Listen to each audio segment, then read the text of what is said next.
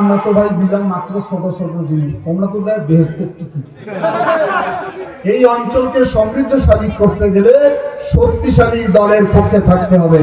Family card দিবে সেটা তো জানেনি সবাই, আমাদের মায়েদের দিবে। এই যে রেপ্লিকা দেখাচ্ছি, সেটা হলো প্রত্যেক পরিবারের মাদের আমরা 2 থেকে 2,500 টাকা প্রতি মাসে দিব। চেয়ারম্যান মেম্বারের বাড়ি যাওয়া লাগবে না,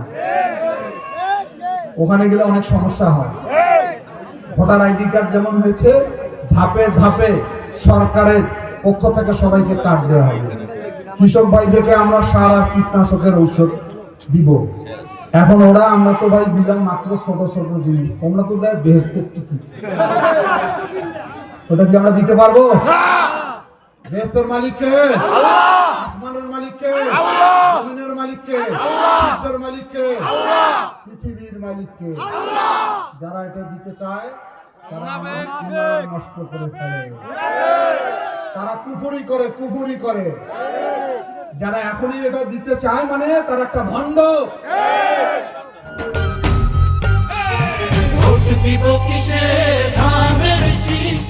দোহাই লাগে ভাই, কোন মার্কায় ভোট দেন, আমার কোনো আপত্তি নাই, কিন্তু ঈমান নষ্ট করেন না।